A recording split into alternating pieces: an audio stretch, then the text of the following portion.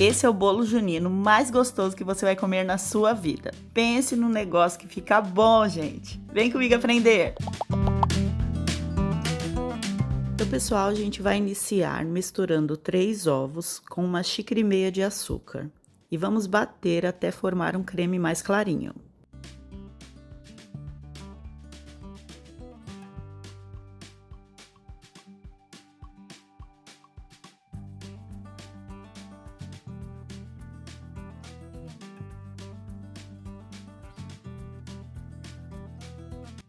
Após isso, vamos adicionar 225 ml de leite e 80 gramas de margarina derretida.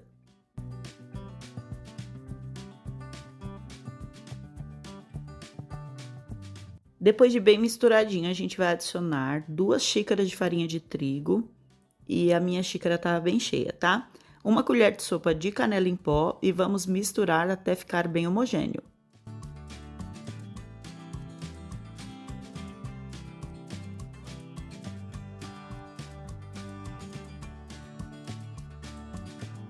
Finalizamos com 1 colher de sopa de fermento em pó, mistura bem misturadinho e vamos adicionar em uma forma untada e enfarinhada.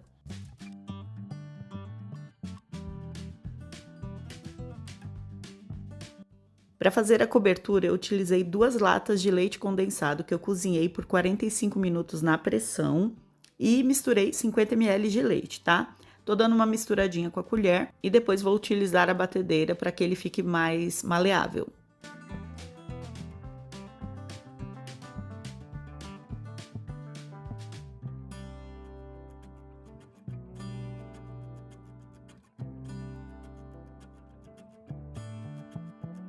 Prontinho, agora é só cobrir todo o bolo com esse doce de leite que fica sensacional, gente. Doce de leite condensado cozido na pressão é o melhor da vida, fala sério.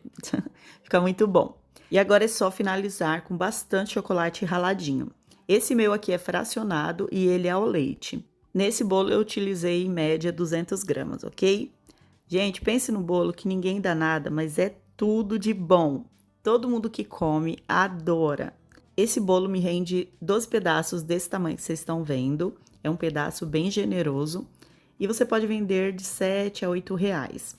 E ele custa pra gente, com etiqueta, com embalagem, com tudo, em média R$ 3,80, R$ 3,90, ok? Gente, é muito bom, sucesso e eu tenho certeza que vocês vão amar. Então não esquece de deixar o like, compartilhar e se inscrever no canal. Um beijo, tchau, até o próximo vídeo!